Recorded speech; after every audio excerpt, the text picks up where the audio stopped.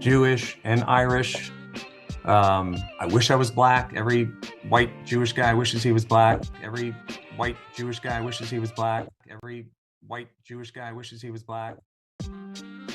We're going to do a topical study today, and I'm really excited about that. This is something that has kind of vexed me for a long time, and quite honestly, over the past few months, we've done some teachings, got some pushback on that, but it's also enabled a lot of people to dig into the Word and come to some really great discoveries. We did a teaching called the Synagogue of Satan, and this really exposed that the state of Israel is not biblical Israel, and that was really hard for some people to be able to see that, because there's such a strong push for Christian Zionism and Messianic Zionism.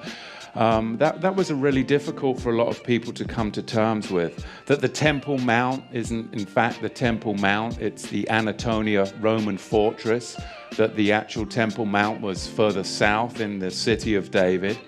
And then the one that I think has really been a big stumbling block for so many. And the reason that I bring this up now is because we are in a religious political time where I just am seeing so much coming to light that as we speak forth the truth, there is pushback, but it needs to come forth in this time when these globalists are really pulling the strings, and so many people are blinded to the scriptures, blinded to historical truth, and they're led by their heartstrings, but it's not actually fact. One of those things, again, that people have been led for so many years is thinking that the Ashkenazi are in fact descendants of Shem, and we've discovered that the Ashkenazi are in fact the synagogue of Satan. They're the descendants of Japheth.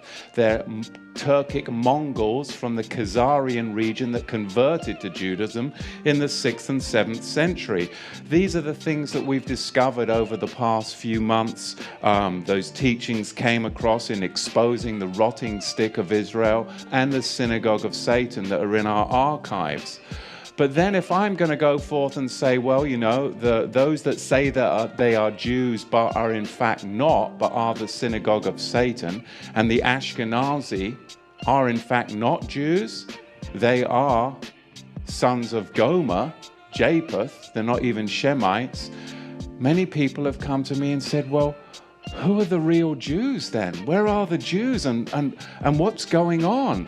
I mean, we understand that we're Joseph's multicolored coat and we're exiled into the nations. But if Yahweh is gathering the whole house of Israel, all 12 tribes, and the stranger that wants to graft in and join, then where are the tribes and what's going on? So I think it's really important to address this subject because, as I said, 92% of the people that say that they are Jews today are in fact Ashkenazi, sons of Gomer, so thereby are the synagogue of Satan, they who say they are Jews and are not.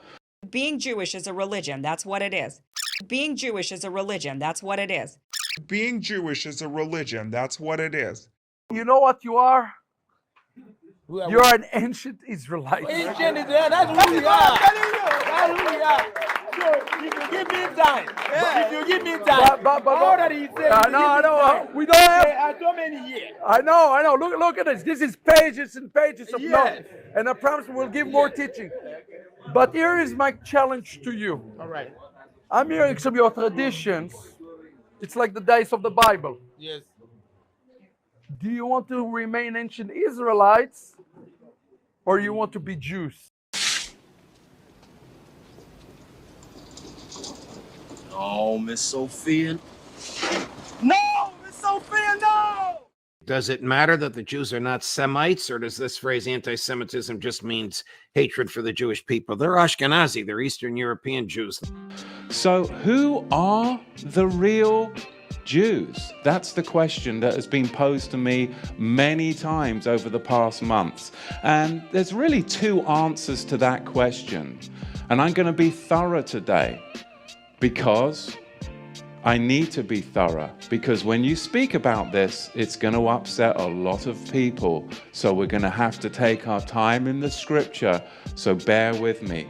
Two answers to that question. One, I already addressed in the rotting stick of false restoration and the synagogue of Satan teaching.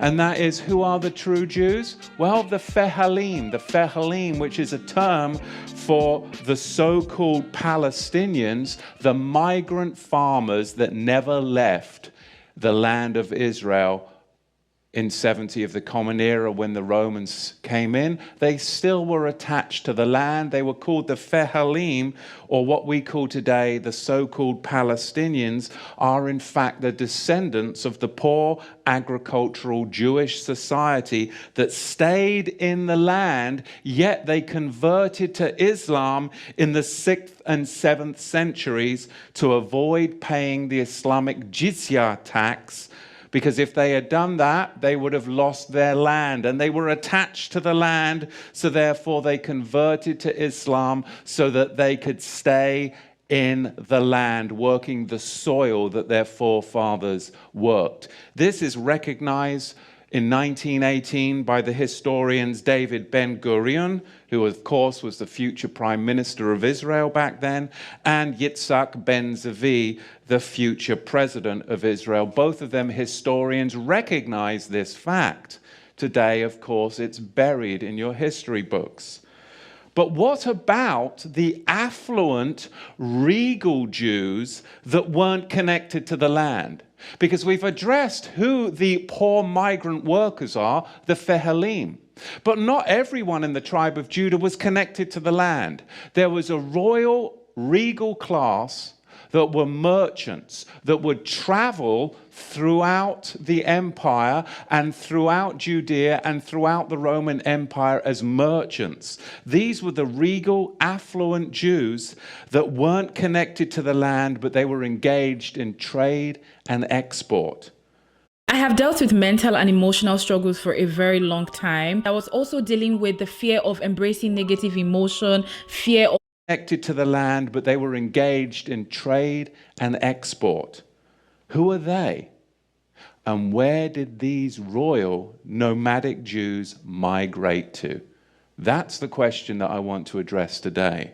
Looking at and tracking the migration patterns and thus identifying the regal merchant class of the house of Judah, as opposed to who we've already identified, the poor migrant working class, which were the Fehalim, today's Palestinians.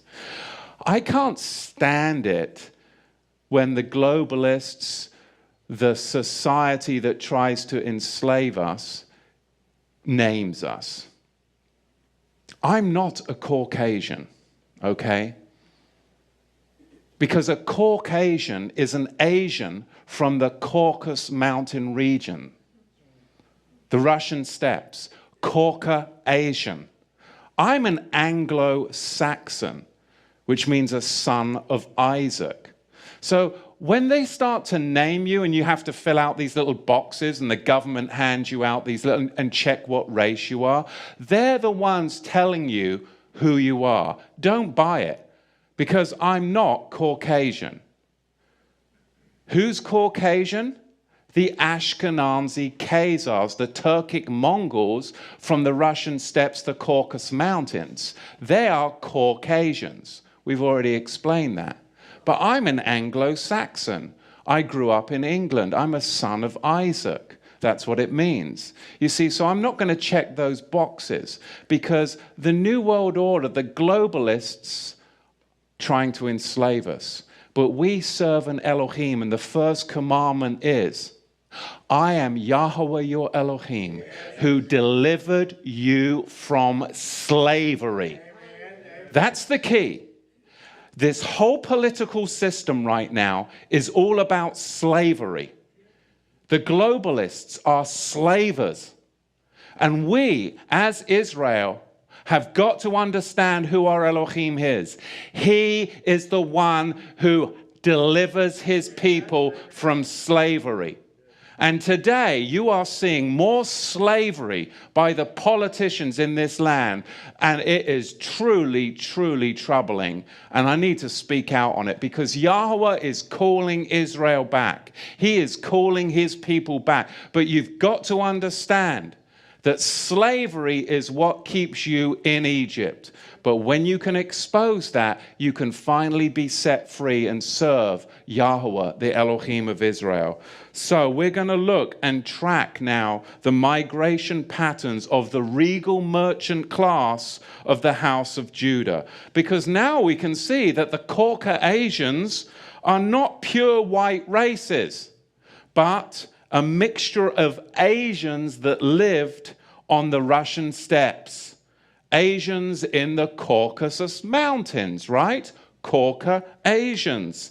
Ashkenazi Khazars. The Ashkenazi, they who say they are Jews and are not, are Caucasians. Khazarian Mongols. That's the truth. And you can check that box. They who say they are Jews and are not. But we're going to look into history. Even when you look at, say, a country like Ethiopia in Africa, and you dig into the history of Menelik I and Menelik II, you'll understand that they were descendants of King Solomon. Menelik meaning from the Melech, from the king, from the king. But what about Egypt? What about Mitzrayim, Egypt? What about Egypt? The pharaohs were black. They weren't white. They were black. Egypt is Mitzrayim, and it means burnt face or black. The ancients referred to their country as Kemet, which has been written in a variety of ways. Kemet, Kemit, Kem, Al-Kem, and it literally means the black land, or the land of the blacks, Mitzrayim. How did Moshe Rabbeinu go undetected for 40 years if he was a Caucasian in the land of the black faces? How did he go undetected for 40 years? How did Joseph's brothers not recognize him in the land of the black faces if he was a white man? Can you tell me that? Noah called his son Ham, in the Hebrew, Ham, Chet Mem Sofit, and it means hot. Kemet and Ham are the same words in the Hebrew, which represented the coloring of the people of Mitzrayim, Egypt. What happens if something stays hot for a long time? It burns and turns black. The season of giving is all about hope, compassion, and joy. Yet for some children, this time of year is like burns and turns black, right? So you start to look at the scriptures and you start to see that we serve an Elohim that delivers people from slavery. And then I get sick and tired of what's been going on in the run-up to these elections. And coming from England, where I see things so different in this country because I come from outside and come into it. And I see all the fermentation. And it really troubles me. But the scripture and historical truth is what will set us free. Amen. But democracy is designed to enslave you. It was invented by the Greeks. And we understand from the scriptures who was sold to the Greeks. Joel speaks about that. In Exodus chapter 2, Shemot chapter 2, verse 19, Moshe was described as a Mitzri, which means a blackface, from the land of the blacks. They didn't say that he was a Mitzri Laban, a Mitzri Laban. What was Laban? Remember Laban? He was an albino. He was white, an albino. And you can see that in Africa today. There are albinos. But he would have been described, if he was white, as a Mitri Leban. But he wasn't. Which would have meant he was an albino African. But he wasn't. Just like Yaakov's uncle was an albino. You see, the ancient Egyptians were a Kemetic people. They were black. In 1965, the former president of Egypt, Gamal Abdel Nasser, said he couldn't respect the present Jews in Israel because they left Israel black and they came back white. Because they were Caucasians when they returned, a Turkic Mongol Asians from the Caucasus Mountains, the Russian steppes. Song of Solomon, chapter 1, verse 5. I am black but comely, O ye daughters of Jerusalem, as the tents of Kedar, as the curtains of Solomon. I am black. The Hebrew word there is shachar ha-anya. It literally translates to, I am dark-skinned. Strong's number, and I don't use Strong's numbers very often, but there's going to be pushback. Strong's number 7838, shachar, from Strong's number 7835, dusky. So the word shachar means dusky. And if you look in the concise Oxford English Dictionary in the 10th edition, dusky means darkish in color, euphemistic of a person black and dark-skinned.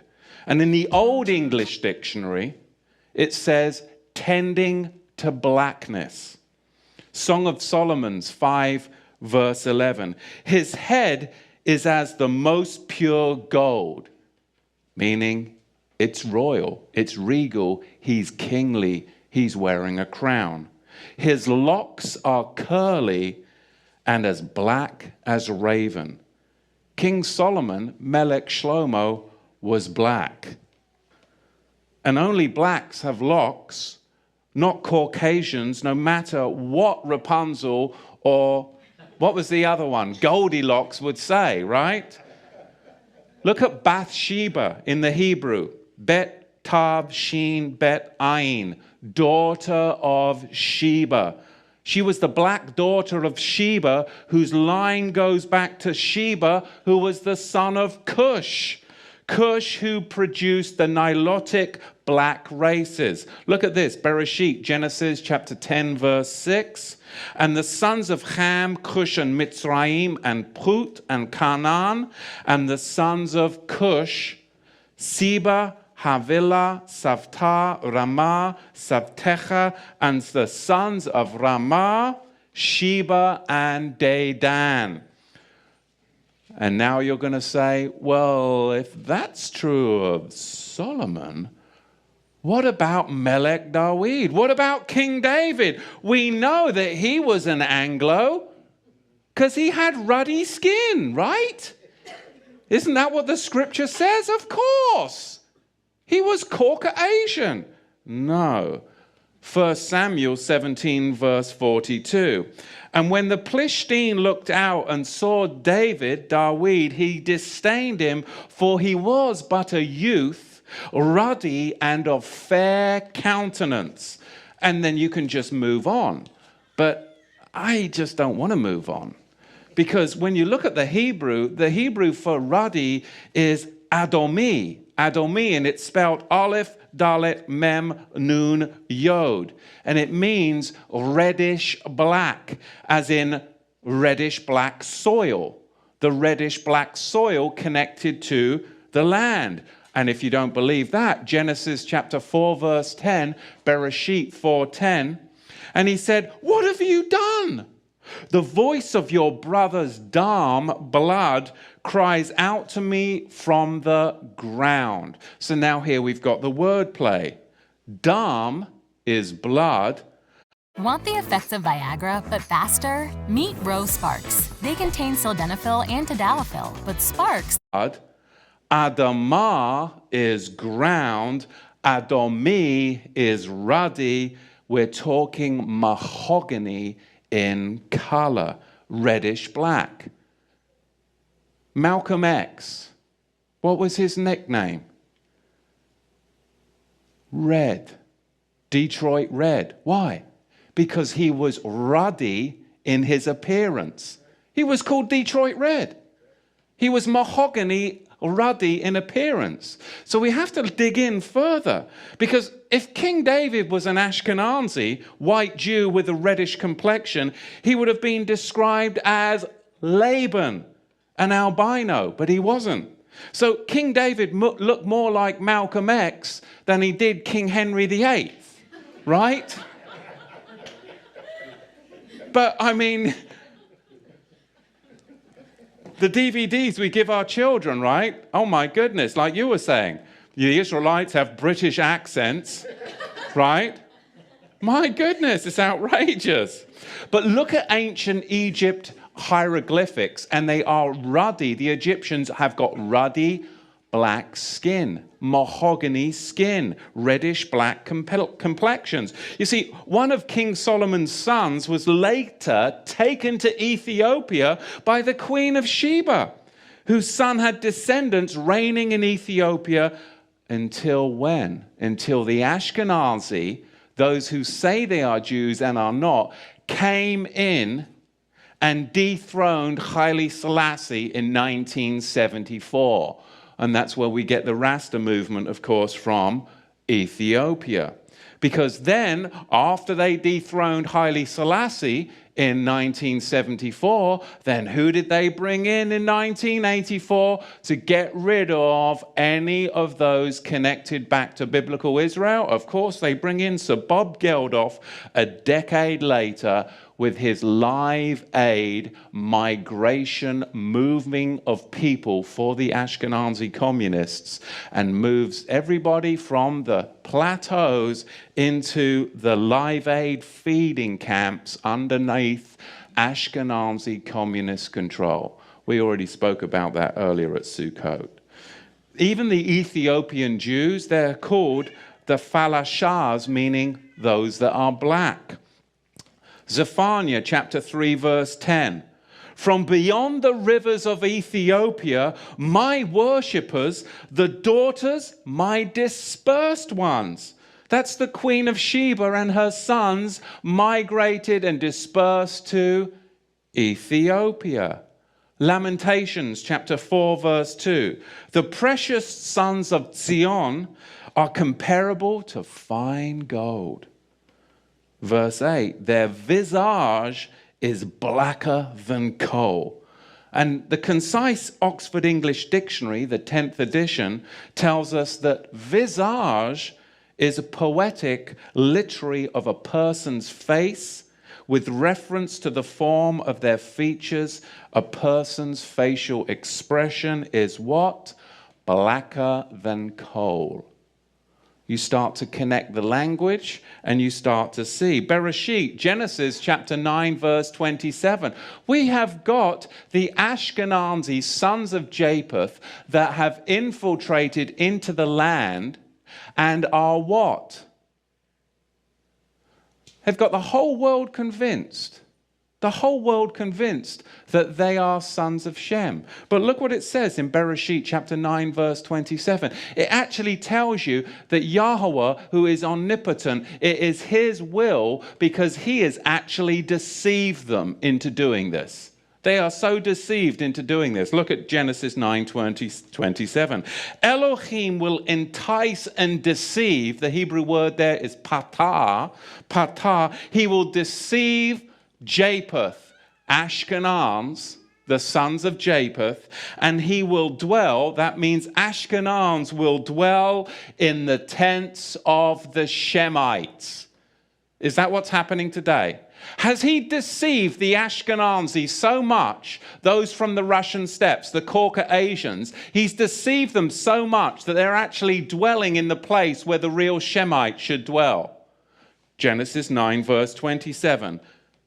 You see, Yahweh is the one that has deceived. He has enticed Japheth, Patah, deceived, enticed. He's deceived and enticed the Ashkenazi Jews into believing that they're the Jews, and they've built the Zionist state of Israel today, which is occupying what? Our whole political platform. You don't know where the money is coming for Hillary Clinton? Where do you think it's coming from? The Ashkenazi slavers. That's where all this political money is coming from. And you don't think it's important for us to know this right before the elections, what's going on.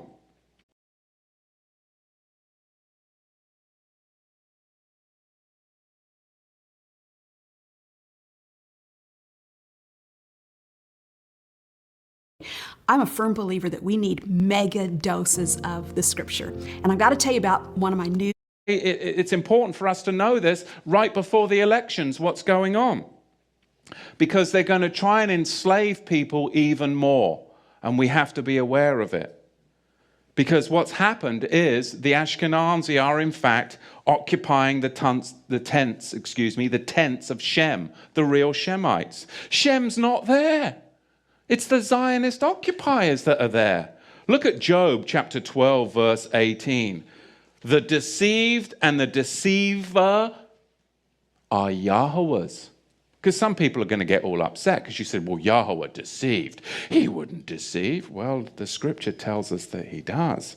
Jeremiah chapter 20, verse 7. Yahweh, you deceive me, and I was deceived. Because there's a riddle, right? And we all know the riddle. I love the riddle. I love to do the riddle on my children.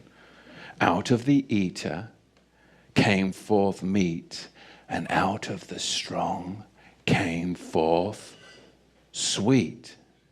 Right? What is sweeter than honey, and what's stronger than a lion? And we know this from Shimshon, Samson, and Delilah. And she got hold of the riddle, did she not? Deceitfully. And Delilah made Shimshon, Samson, sleep upon her knees. And she called for a man, and she caused him to shave off the 7 locks off his head. And she began to afflict him, and his strength went from him. You see, Samson was the first Rasta. He was a Negro lion fighter, similar to the African Maasai tribe. Judges 14:5 and 16:19. You see, Samson tore a lion apart as he would a young goat. And as a Nazarite, he wore 7 dreadlocks. He was mahogany in body color, just like Malcolm X. And his visage was blacker than coal. He was a Negro. Lamentations 4, 7, and 8. And this is really hard for people to see in Scripture. Because predominantly it has been the Caucasians that have been in charge of the scriptures, right? For millennia. Lamentations 5:10. Our skin was black like an oven. Job 30, verse 30. My skin is black upon me, and my bones are burned with heat. Deuteronomy 28. Deuteronomy 28, verse 68. And Yahweh shall bring you into Mitzrayim, Egypt again with ships. And the way of which I said to you, you shall see it no more again. And there you shall be sold to your enemies for slaves and female slaves, and no man shall buy you. And that is what happened to the regal class of the house of Judah. And I want to give you a brief history. I won't go into it too much, but I can't just make that statement because there'll be people that will push back. But I want to give you a brief history on slavery. I was just amazed, I got to tell you. I mean, when you come to America and you talk to people about slavery, you can talk to black people about slavery, white people about slavery, and they'll give you all this history on slavery, and it only goes back to the 16th and the 17th century. And you're like, don't they teach you the history of slavery? Why? Ask the bloody question. Why are they only teaching you the history of slavery as far back as the 16th and the 17th century? Why are they only going that far back? Because they don't want you to go farther back than that, because then you'll actually find out the truth. But from the 16th and 17th century, we'll teach you about slavery. You've got to go further back. And you've got to understand and question, why do they do this throughout the whole of America, in all the public schools? Why do they only go back as far as the 16th and the 17th century to talk about slavery? We've got to go further back than that. Because Islam designed infernal slavery. And then the Ashkenazi Khazars, those who say they are Jews and are not, are the ones that marketed it. And the regal Negro nomads, exiled from the kingdom of Judah, were the main recipients of it at the hands of the indigenous black Africans. Because you've got to understand, the regal class of the house of Judah came down from Israel, and they came into the land of the black Africans. And the black Africans resented the regal class of the house of Judah in their land, because they had laws, they had customs, they had civility, and they were a regal class of Negro that came down into Africa. And later on, it was the Ashkenazi, the Islamic slave traders as well, that then worked together with the indigenous black Africans to enslave the regal house of Judah. This is what we've got to understand, but you've got to go back before the 16th century to understand the roots of it. So we're going to see, as we dig into this, where this slavery came from, because it was really a system that was very, very well crafted. There was Islamic masters, and there were white Ashkenazi Khazar ship owners. There were the buyers and the sellers. And they're not going to fill you in on all of this, but really you've got a 4-tier system. Number one, you have the Negro nomads that were exiled from the kingdom of Judah. Number two, you had indigenous black African hunters. Okay, let's say you want to start building credit and you need a credit card to do that. Where do you go? Credit card. Hunters that resented the regal Negro nomads that had come into their territory with their own customs, with their own laws that were different and would not assimilate into their tribal culture. They were their own tribe. They were the regal house of Judah. And number three, you had Islamic trappers that worked with the indigenous black Africans to trap the regal Negro house of Judah. And then you had them sell them to the Ashkenazi ship merchants, along with many Portuguese and British Ashkenazi. You see, it's just like Al-Qaeda today. Or is it ISIS? Or is it ISIL? Or is it IS? I mean, right? Let's just change the name as much as possible to throw you all off so you really don't know what's going on. Let's keep switching the identity to hide the people. Why don't we just keep renaming you? Are you Negro?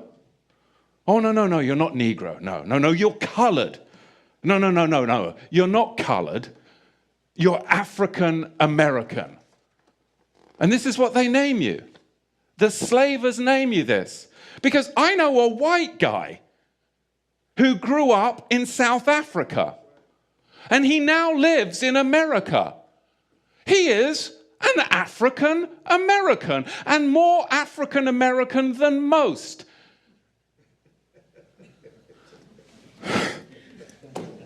Do you see how African American is a misnomer? It's a misnomer. Don't check that box. It's a title given to blacks by democratic slavers. okay? Let's be real. They want you to check the box, just like they want the Anglo-Saxon to check the Caucasian box. It's not true. So again, we've got the 4-tier system. Number one, we have the regal Negro nomadic class that are exiled from the kingdom of Judah. They are their own royal tribe in Africa. Then, number two, we have the native black African trackers. They're going to track them down. And number three, we have the Islamic trappers, because between 650 of the Common Era and 1900 of the Common Era, 10 to 20 million people were enslaved by the Arab slave traders. Over 20 million enslaved Africans were delivered through the Trans-Sahara route to the Islamic world. Can you get your head around that? That's not even touching the Americas. Over 80 million more blacks died at the hands of Islam en route. And number four, we have Ashkenazi Khazar Jewish ship merchants. And of course, the Portuguese and the British Ashkenazi were the main buyers. Islam and the Ashkenazi, those that say that they are Jews and are not, were the main sellers. Does that make sense? You've got to dig into this further. We have the two tiers right there. We have the Islamic trappers, and then we have the Ashkenazi ship merchants. You see, the Romans, they were globalist slavers. They were globalists then and now. They just migrated to Gaul, Ashkenazi, the sellers, and Britain, the British, of course, the buyers.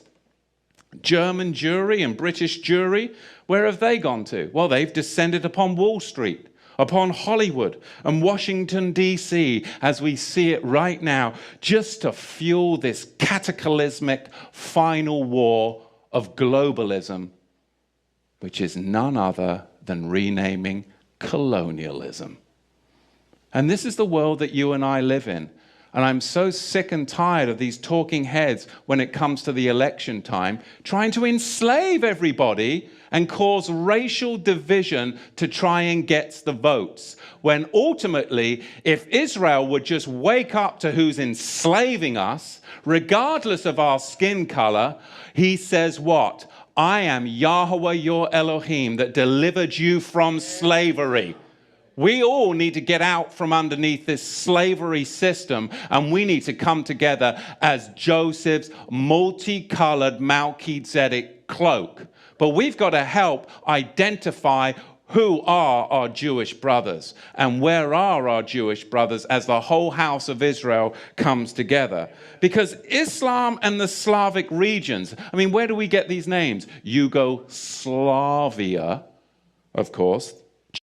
It's such a trigger for me. Like, she's so nice, but it makes me so uncomfortable. I mean, you did grow up in a chaotic. Where do we get these names? Yugoslavia, of course. Czechoslovakia, Slovakia. These were all regions of bestial slavery that eventually arrived on the African continent. These were areas where Islam invented infernal slavery up in those Slavic regions that then eventually arrived on the African continent. And the black regal Negroes of Judah were the recipients of it.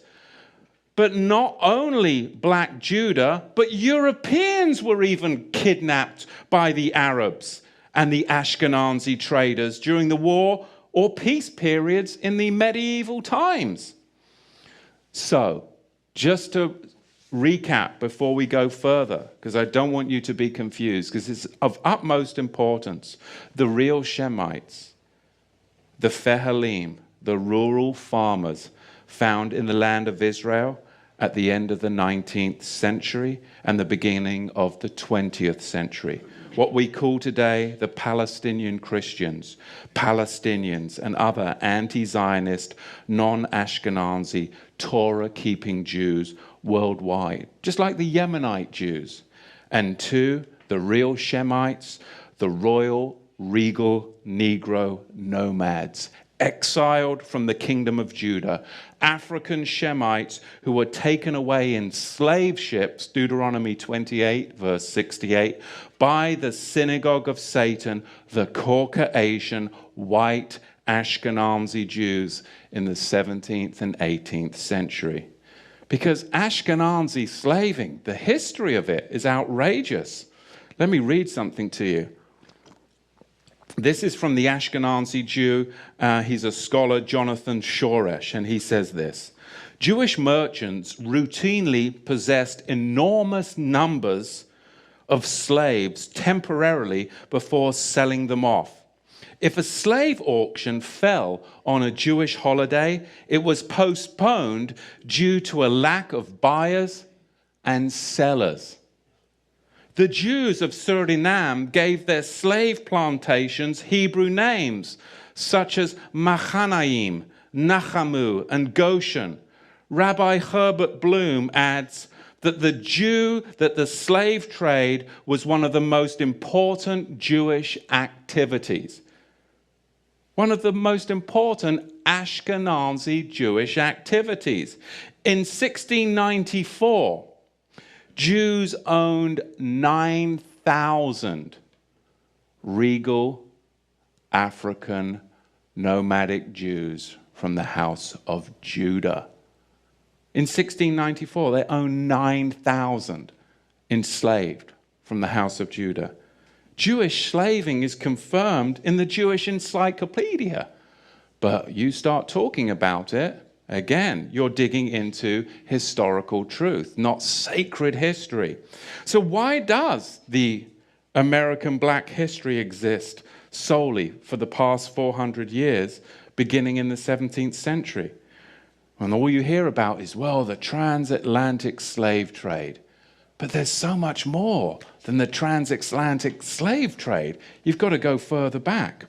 I want to quote to you from Babylon to Timbuktu. It's a book by Rudolph R. Windsor. This is page 84. Quote, in the year 65 before the Common Era, the Roman armies under General Pompey captured Jerusalem. In 70 of the Common Era, General Vespasian and his son Titus put an end to the Jewish state with great slaughter.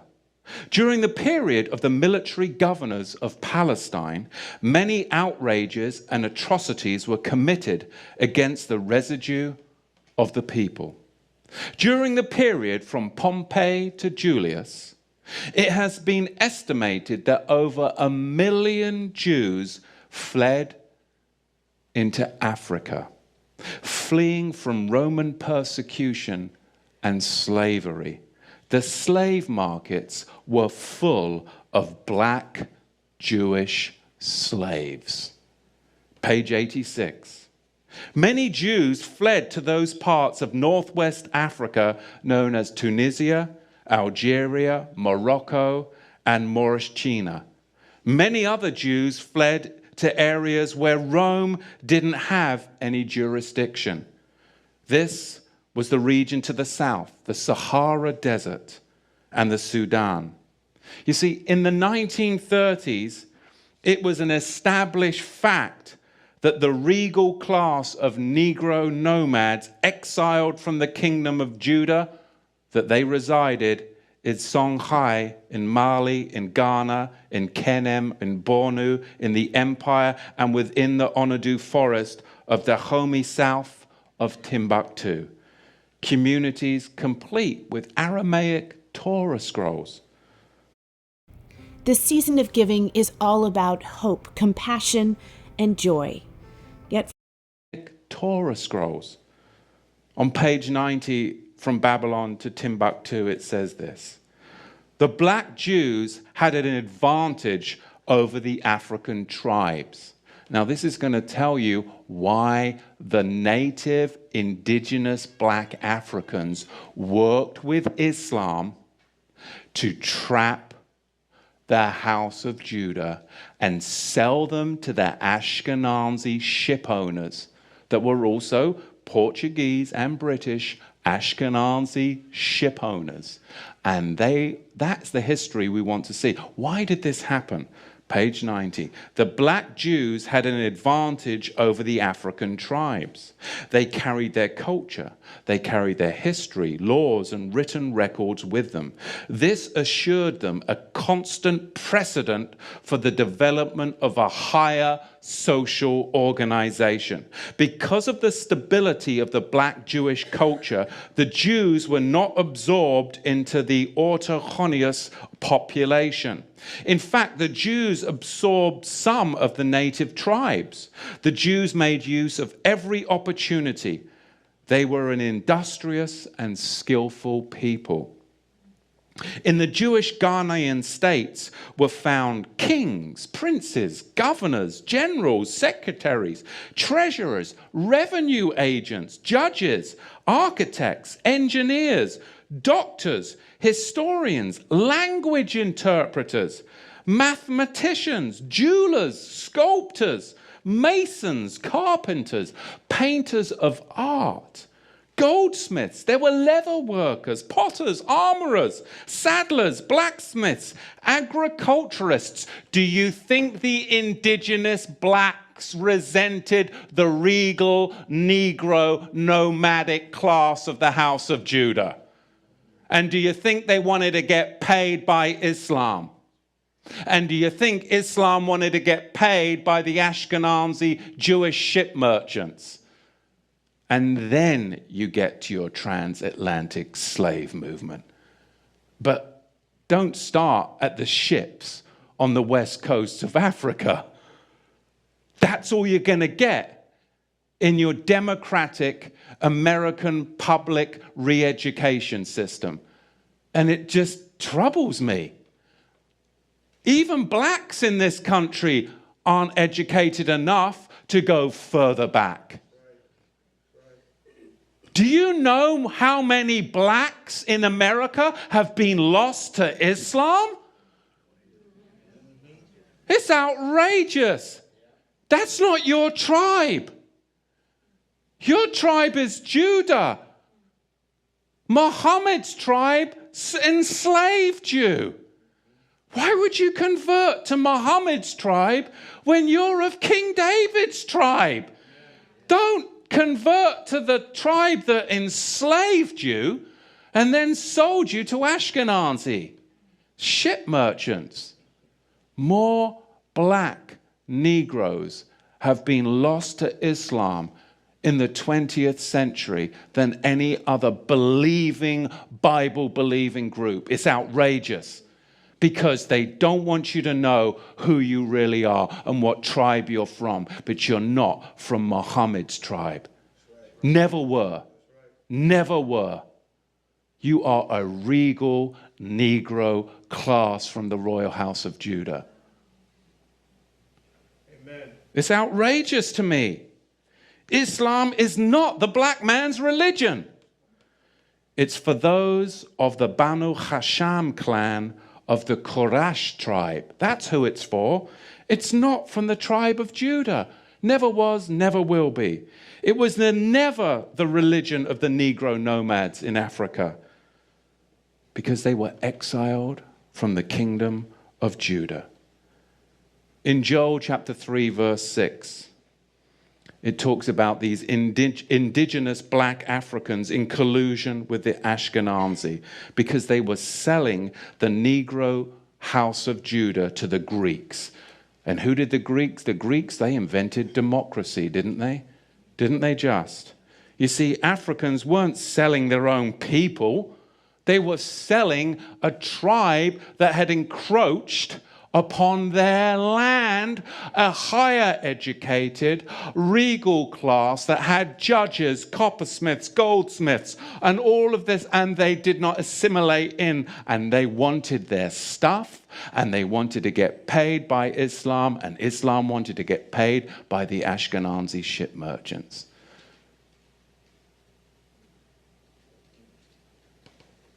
The Igbo tribe of Africa, they're Jewish.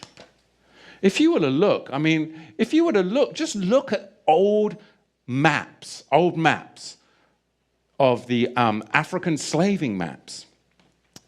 There's an old map of, I think it's Guinea in maybe in the 1720s, 1730s.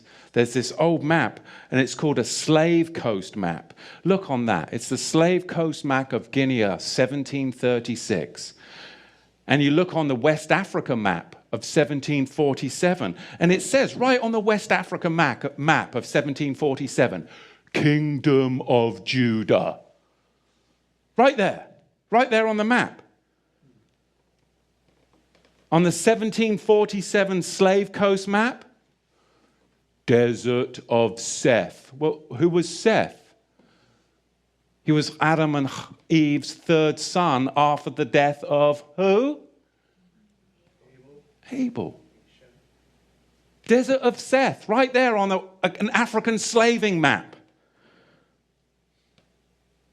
Luke chapter 3, verse 38, we're talking about the genealogy of Yahusha from the tribe of Judah. Verse 38, the son of Enosh, the son of Seth, the son of Adam, the son of Elohim. But by 1771, the very same map, even with the same cartographer that did the map of 1747, all of a sudden, by 1771, they got wise to it. And there is no kingdom of Judah no more on that map. Disappeared. Same cartographer. Somebody got to him, right? Why would the same cartographer remove the kingdom of Judah from the 1777 map, 1771 map, that was in the 1747 map? Why would he do that? You see, you've got to go further back, because the more we go along this timeline in this day that we have, people don't understand what has gone on in the past. And we are making the very same mistakes as we come to this apocalyptic time of days that we're living in. You see, Israel is that multicolored coat. The true Jews, the Shemites, the Fehalim, the Palestinians, yes, they're lighter skinned. The true Jews, yes. The regal class, they were darker skinned, called Negro. And you can go, well, how come within one tribe we can have multicolored skin tones? Why do we have lighter skinned that were working the land, and then we have darker Negro skinned the house of Judah? That doesn't make sense. Yes, it does. It's called migration and diet. You spend 2,000 years in the Sahara Desert with the vitamin D and the melanin and your diet. Skin color is connected to geographic location around the equator. You're going to be darker skinned, and your diet. You're going to be darker skinned. 2,000 years. That's why we have a multicolored coat. Do you want to see how much money you're eligible for if you were in a car crash within the last 2 years? Of the house of Israel. It's fabulous. Melanin, change of diet, more vitamin D. Therefore, you have one tribe, many colors. No one is excluded. You have black African Jewry. You have them. They are the real Shemites. Diet and environment. You see, the Jewish slave trade, its roots are in Bolshevism, and it's in effect in the USA today. It truly is. In Al-Andalus, which was Islamic Spain, that's what it was called back in the day, there was a guild of Ashkenazi Khazar slavers. They were traders in Constantinople, which of course was the capital of the Ottoman Empire. Their guild had about 2,000 members. The slaves were provided by Tartar raids on Slavic villages. Until the late 18th century, the Crimean Khanate maintained a massive slave trade with the Ottoman Empire and the Middle East. They exported about 2 million slaves from Poland, Lithuania, and Russia from the period of 1500 to 1700 of the Common Era. So it's not just the regal class of the House of Judah that were enslaved, but all of those areas around what we call today the Slavic regions, they were, of course, enslaved by Islam. What's the number one slaving country today? What's the number one country that America is economically, politically in bed with? The number one slaving country in the world today, Saudi Arabia. Our whole currency is connected to a slaving country that enslaves women, children, and men from all over the world. And they say nothing. And they're funding our politicians. Funding our politicians. And you don't think this message is relevant? Because people just, oh, well, let's just stick to, safe and secure. Meanwhile, we're all going down the street to destruction. Do you really think they care what color your skin is? They just want to enslave you all. But they don't want you to really tell the black Negro in America what tribe he's from and who truly enslaves him. Because then guess what? Your voting base is really going to change, is it not? Oh, and we wouldn't want that now, would we? So we'll just give you your history from the 17th century forward. We won't, tie it into the Ashkenazi that have totally... More blacks in America have been lost to the Luciferic Ashkenazi music industry as they promote Beyonce and all of this wicked. It's not regal royal class of the House of Judah. They use and they abuse to enslave people. Until the late 18th century, we see at the height of the American Civil War, who was the Union Army general? Of course, Ulysses Grant. He later became the president. And what did Ulysses Grant do? He expelled the Ashkenazi from all of the southern states. Do you realize that? He expelled all of the Ashkenazi, they who say they are Jews and are not, from the southern states. Why?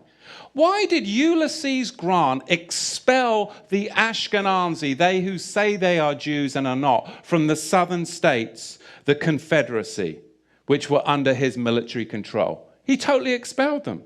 Because the Ashkenazi Khazar Jews were engaged in so much slavery, black market smuggling and swindling activities that it was undermining the Confederacy's war effort, that he expelled them.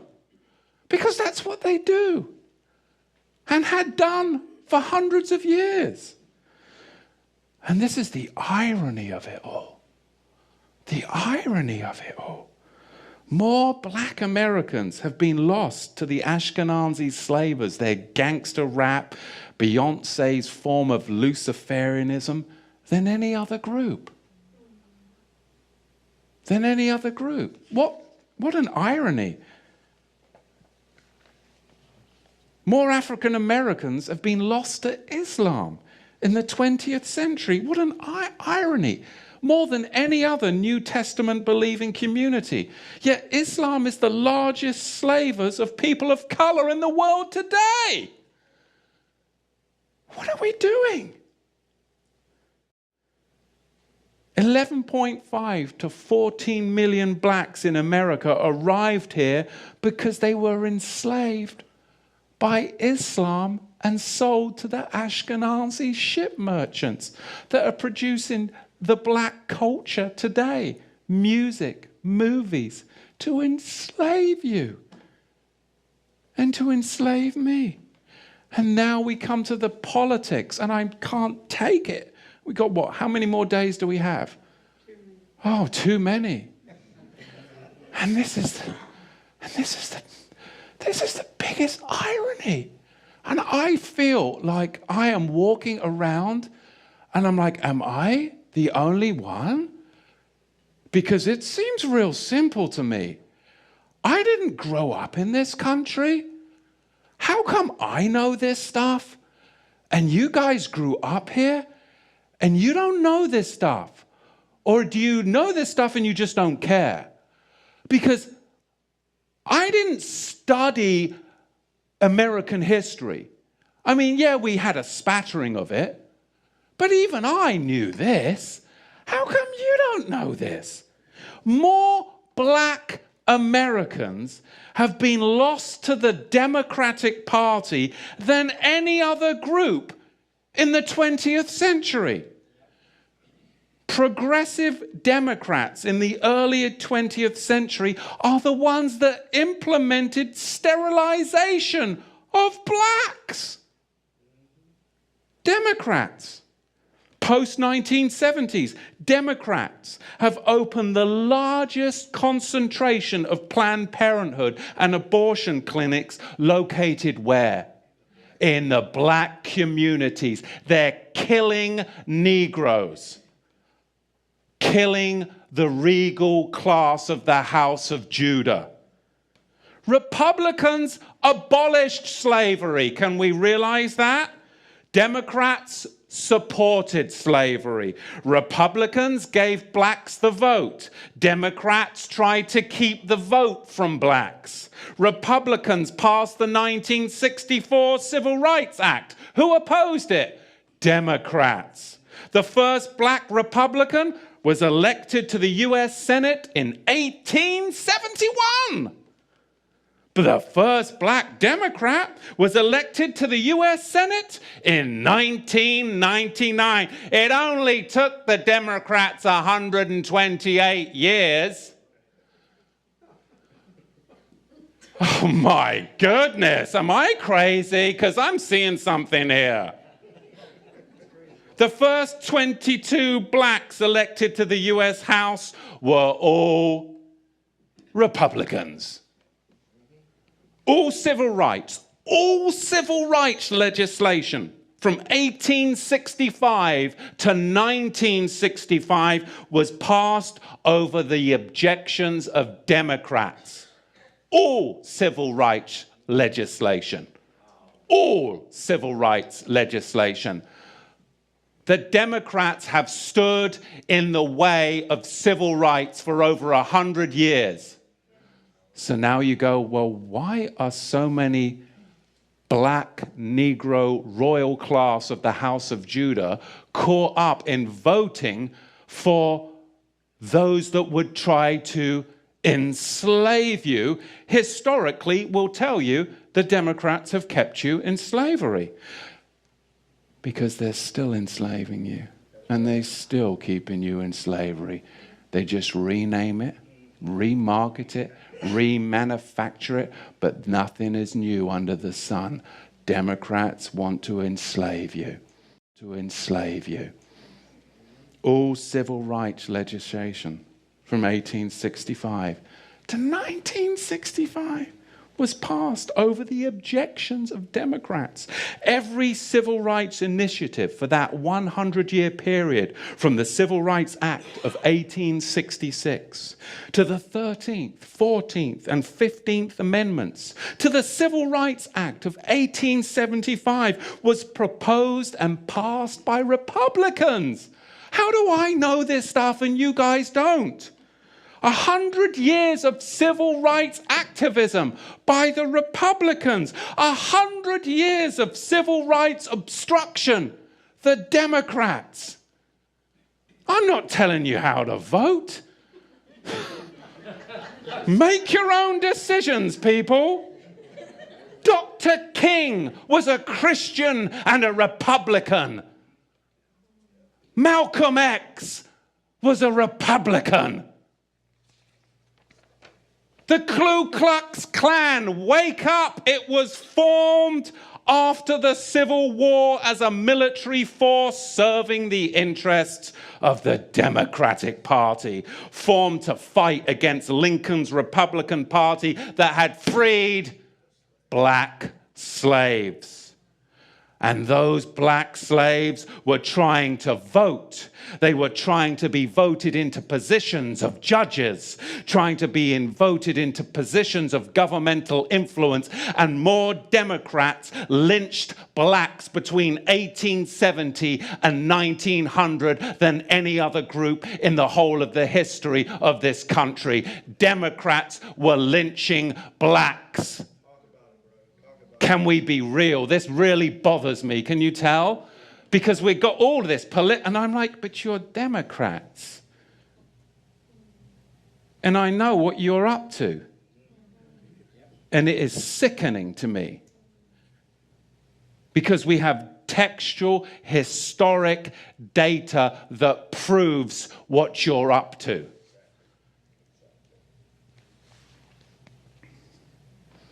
So how did the regal class of the House of Judah get so caught up in slavery?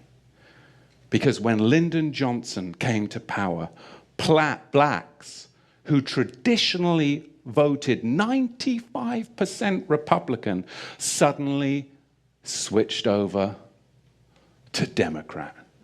That is when it happened. Why? Because now the Democrats were promising to give them free stuff. And you know, it's kind of hard to turn down free stuff, isn't it? I'll have those in voting Democrat for the next 200 years.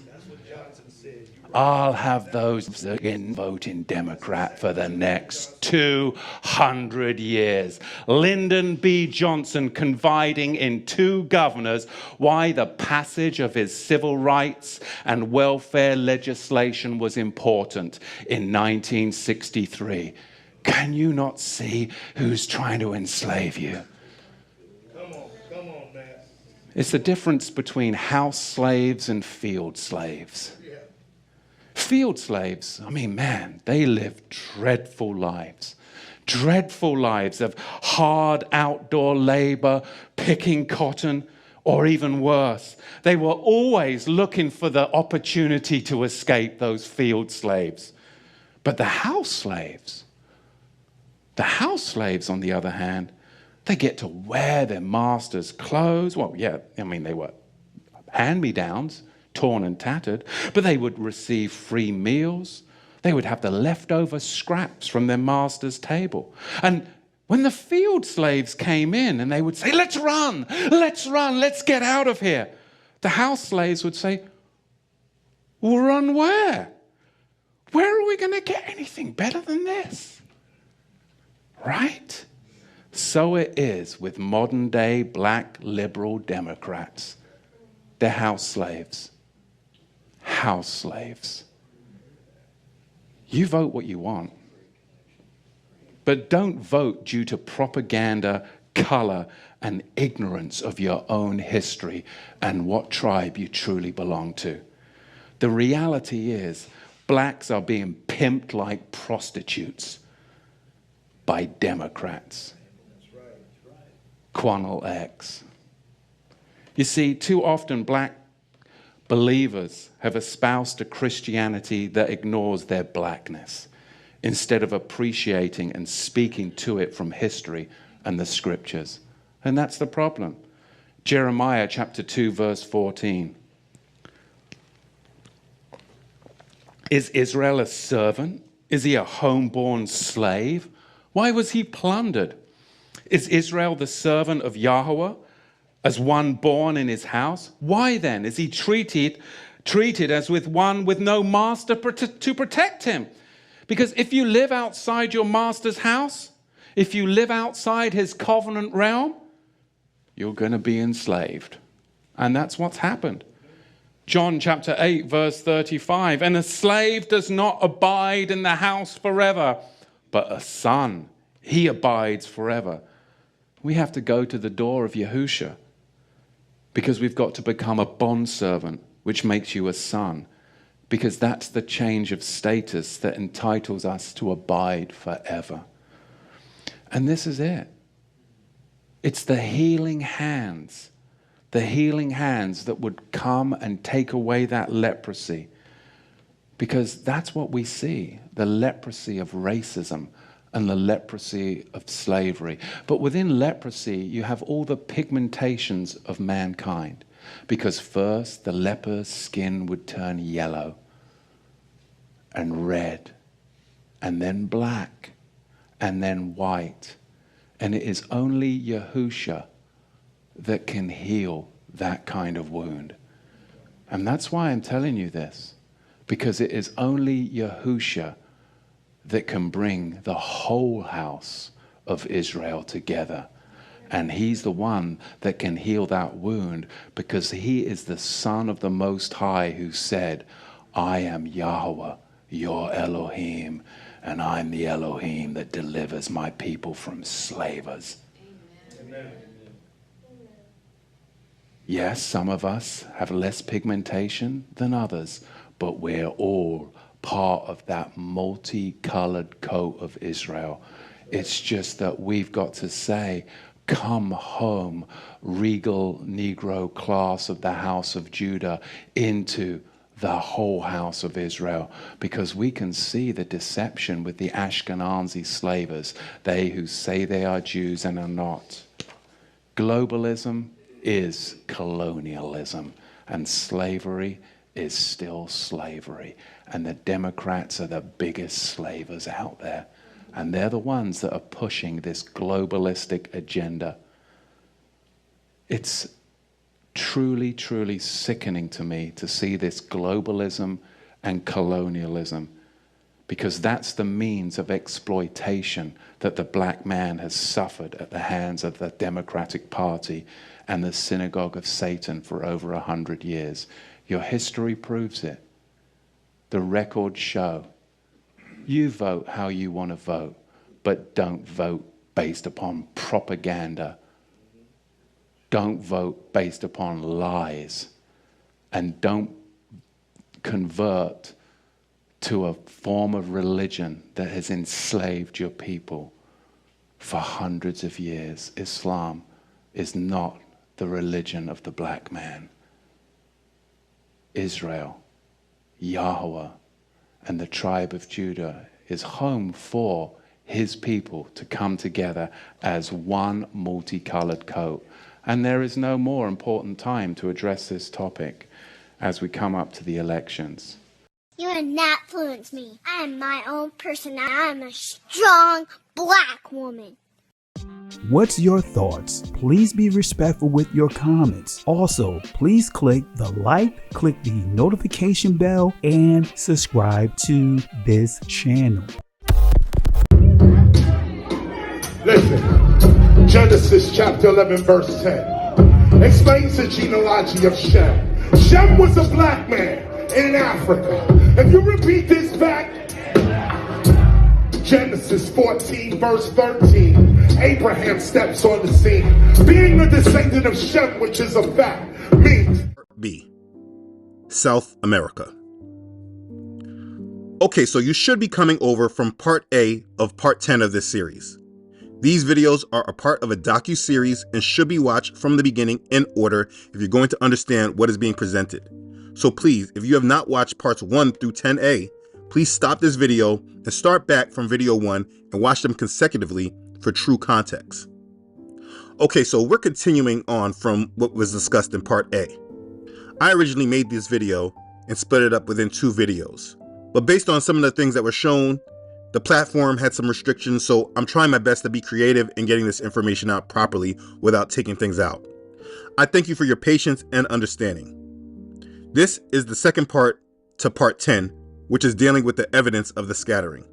In the first part, we dealt with the evidence of the history in the United States. To really prove the evidence of the scattering, what we need to do is move to the next part of this region and deal with South America. Here's what seems hard for people to understand. The prophecy of our scattering has been masqueraded and hid from our realization because it's labeled and classified around race. And though the scattering has been seen all over the world, because our world news does not report it as so, we, the people, do not see it as so. Our plight is surrounded by labels of being black and Afro. And so I'm going to show you what I mean. As I go through this, you will begin to see a pattern. We will start on this side of the world.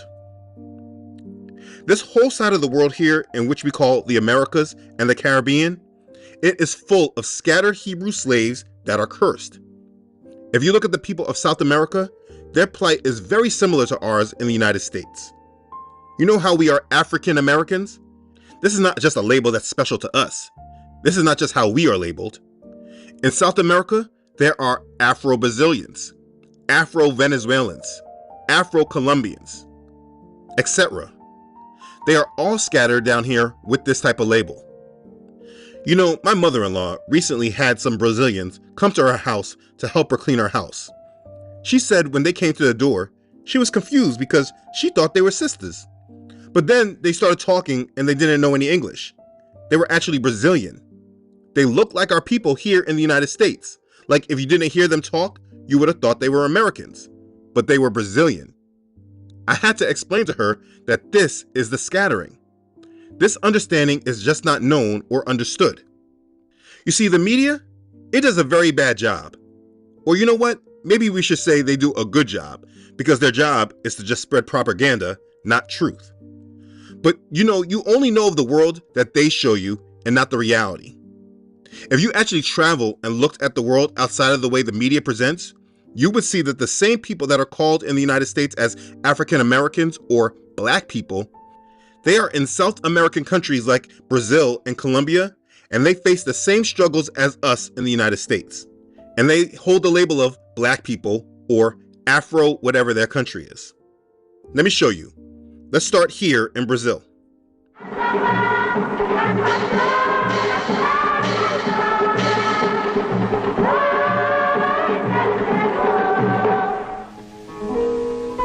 Brazil in 1500 was a wild and primitive land of savage animals. And the cannibalistic Indian, oldest inhabitant of the New World, predating both Portuguese and Negro by more than 1,000 years. In 1500, a Portuguese ship blown off its course arrived in Brazil. Colonists soon followed. Many were adventurers and criminals. To most, this barbaric country was a place of exile. The Portuguese came with no experience in farming and a distaste for work. A Renaissance humanist wrote, "If there are any people more given to laziness than the Portuguese, I do not know where it exists."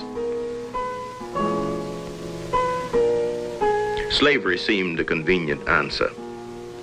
The Portuguese attacked and massacred the Indian and made him the first slave in the New World. But the Indians failed to meet the rigid qualifications for slaves in the 16th century. They died by the thousands. A Spanish friar, Bartolomé de las Casas, gave up his land and slaves and returned to Spain, where he begged the Spanish regent for an end to the enslavement and slaughter of the Indians throughout Latin America. To save the Indians, Las Casas suggested an alternative candidate, the hardier African Negro. For these Africans, the Muslims, the Bantus, and the Sudanese, the trip over was the beginning of a tragic future. From 30 to 40 days, they crossed the South Atlantic. These sailing clippers were known as coffins. The slaves were kept in the hold from 5 in the afternoon until 8 in the morning in darkness. The loss of human cargo ran as high as 70%. When they arrived in Brazil, they were cataloged and sold. First, they were sent to the sugar plantation, for sugar was the unchallenged king of Brazil for many years. Then, gold was discovered, and the Negro worked in the gold mines of the New World. Almost any offense committed would result in whippings with a twisted raw leather hide. More serious crimes warranted more sophisticated punishments, such as fastening the slave for several days by his ankles or his arms. But the Negro was more assimilated in colonial Brazil than in North America. He was welcomed into the Catholic Church, where he was baptized and married. And the white colonist and Negro slave lived together intimately. Black nannies brought up the children. The Portuguese adapted African cooking. And the men who did not bring wives with them took on the Negro women as concubines, sometimes even married them. On May 13th, the Princess Regent banished slavery from Brazil as thousands of Brazilians roared their approval. emancipation took 23 years longer, but one war less than in North America. That's the history of slavery in Brazil. It sounds very similar to the United States history. It did not get better for them in Brazil. Again, they share the same plight. They suffer from racism the same way we do in the United States. Racism in Brazil, one of the most diverse nations in the world, is dealing with a controversy over allegations of whitewashing. Hello, I'm Anand Naidu, and this is The Heat. A telenovela or soap opera has reignited the discussion about race in Brazil. The story takes place in the state of Bahia, where nearly 80% of the population declares themselves as black or of mixed race. But all the main roles in that telenovela are played by white actors, highlighting the Afro-Brazilians' claim as lack of representation and visibility. CGTN's Lucrecia Franco has this report from Rio de Janeiro. This is TV Globo's latest drama, Segundo Sol or Second Sun, set in Bahia, Brazil's blackest state, with an 80% black or mixed race population. Curiously, only 4 of the 27 main actors are of African descent. The show debuted in mid-May, and its overwhelming whiteness came as a shock to Laura Mendes and her family. Laura says the network has plenty of excellent black actors, but refuses to showcase them in starring roles. Eles só são colocados como They are cast in menial roles such as chauffeurs, doormen, and maids. We need to see them play characters that are highly valued by society. espaços considerados pela sociedade. 27-year-old Katia Correia is finishing her bachelor's degree in languages at a federal university in Rio de Janeiro. She was fortunate to get here. The daughter of a driver and a secretary, she could not afford a private university. And despite hard work, her public school education was not enough to earn her a coveted spot in one of Brazil's prestigious public universities. Historically, those places go to wealthy white students educated privately. But thanks to a recent affirmative action law, she got her opportunity to study. The law, enacted in 2012, reserves 50% of spots in public universities for low-income students. Emphasis is placed on those who are of African or indigenous descent. For Katia, it's a dream come true. Today, I am here at the university, and that is a victory for me, a black woman from Rio's periphery. Being here is a triumph, but it needs to expand. Katia is still part of a racial minority at the university. According to the latest official data, only 13% of black students attended universities in 2015, though that was up from 5.5% 10 years earlier. Data shows white students are double the university attendance rates of blacks. Despite the significant increase in black enrollment in universities across Brazil, the affirmative action program is not without controversy. Darker skin has never been associated with privilege in Brazil. Afro-Brazilians continue to do most of the menial labor, earn on average half of what their white colleagues earn, and have less access to basic education.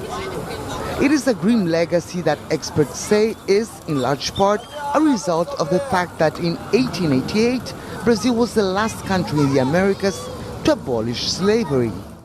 So as you hear this account in Brazil about racism and their need for affirmative action, do you really think that it's because of their skin color that they suffer the same plight as us in the United States?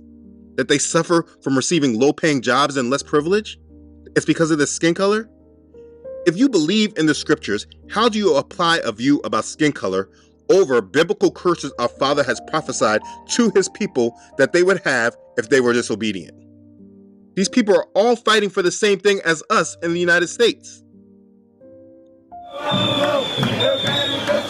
Marching with friends and classmates, Lais Nascimento is not only demanding better education and health care, she's also demanding equality. Even though people say we have no racism in Brazil, it's not true. We are the majority of the population, but we don't have economic or political power. Like most people in the state of Salvador, Laís is Afro-Brazilian. But unlike many of her fellow protesters, she didn't grow up in a middle-class family. She lives in a poor neighborhood on the outskirts of the city and is the first person in her family to ever go to university. Brazil is one of the most socially unequal countries in the world. We're selling the image that everything is good and we'll host a World Cup, but it's a country that denies opportunity to its own people. Brazil has the biggest black population of any country outside Nigeria. Colonized by the Portuguese, over 10 million African slaves were sent here. Salvador was the capital of the slave trade in Brazil, and Brazil was the last country in the Americas to abolish slavery. Now, despite the fact that over 80% of the population here considers itself to be Afro-Brazilian, the city of Salvador has yet to elect a black mayor. Although Afro-Brazilian culture is celebrated throughout the country and internationally, statistically, blacks here suffer the worst when it comes to access to education, healthcare, and high-paying jobs. Even with such inequalities, Professor Fabio Lima says fewer blacks than whites are going to the protests. Não se sentem mobilizados a irem à rua. Now, when you look at many of these people, there is something that I should highlight. When you think of Brazilians or Colombians, you do not think of the Afro-Brazilians or the Afro-Colombians, but a definitive look. People that look like Sofia Vergara. The media and television does a very good job of keeping us with a false mental idea of the world that is far from accurate. It should be noted that the culture in South America is very different than in North America because they encouraged intermingling. In America, they were against intermingling for a long time, as this woman said in the 60s. And evidently he feels that they will be accepted socially. And I don't feel that they ever will be. But the whole trouble with this integration business is that in the end, it probably will end up with mixing socially. And you will have, well, I think their aim is mixed marriages and becoming equal with the whites. And this is why we have such a different look than many of them in South America. The Portuguese in South America were different than the Irish and Dutch settlers in the United States. The Portuguese encouraged intermingling, which is why the population of Brazil, they look so different. This is also why they have such a high population of what they call black people. They mix in a great deal with the Portuguese settlers that were there and were called mulattoes. So their black population is a mixture of those who are pure Hebrew, not intermingled, and others, which is the majority, that are intermingled with the Portuguese. And that's why their look became different. Now, do you know how we have the Black Lives Matter movement in the United States because of cops killing so-called black people? Well, they go through the same thing over there. Look. This is everyday life in Rio de Janeiro's slums. A city divided into rich and poor, black and white. In the Cidade Maravilhosa, or Marvelous City as Brazilians call it, police massacres are commonplace. Tainá de Medeiros is a human rights activist. A polícia não é violenta por causa da ditadura de 64. Ela é violenta por causa da escravidão que não acabou em 1888. The police are accused of racism and brutality when fighting drug trafficking. Realmente, nós temos uma maioria negra entre os mortos desses confrontos ou nessas ações criminosas. Mas eu não posso dizer também que há um racismo na seleção de alvos. Brazil's history was profoundly shaped by the slave trade. For nearly 350 years, almost 5 million captive Africans landed here. That's 40% of the 12.5 million shipped against their will to the Americas. When Brazil banned slavery in 1888, the newly freed blacks were left to fend for themselves. Many favelas were created by former enslaved people. O Brasil teve política pública de branqueamento da população, trazer europeus para cá para branquear o Brasil, porque assim iríamos solucionar todos os problemas. E esses brancos recebiam cotas, né? Cota de terra, cota em dinheiro e tal. E hoje em dia a gente está reivindicando cotas nas universidades, cotas nos espaços públicos, cotas no legislativo, no judiciário. Yeah. Let's leave Brazil now and talk about Colombia. Libardo Asprilla was 17 years old when he left his 14 siblings and his hometown of Chocó in Colombia's west and set out for opportunities in the country's capital. The cold hit me hard. I didn't have enough jackets, a few pesos in my pocket, and a head full of dreams. Asprilla's goal was education because he saw that as his ticket out of poverty. Official government data show more than 30% of Colombians of African descent are poor. Activist groups say the true figure is much higher. Historically, the Afro-Colombian population has been hardest hit and is really left behind when it comes to their social and economic conditions. All of their indicators are below the national average. Government statistics also show Colombia's black population suffers disproportionately from the country's continued armed struggle, victimized by rebel groups at a rate more than twice that of the non-black population. African Colombians who flee regional violence or seek better economic opportunities often move to cities to work in the informal sector, taking jobs with no guaranteed income or social benefits, like street vendors.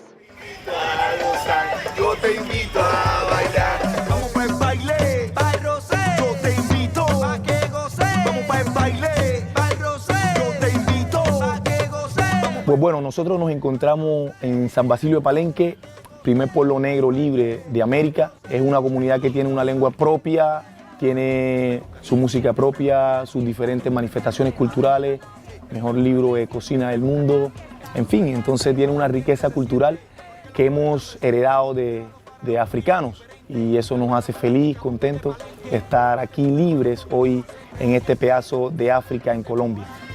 Known as KRMP, brings in the feminine sounds to Cómbiles a mí. Siempre trato de mostrar la caracterización de la mujer palenquera donde hoy siempre estoy así, siempre estoy con no sé, como con ese vestido de lucha.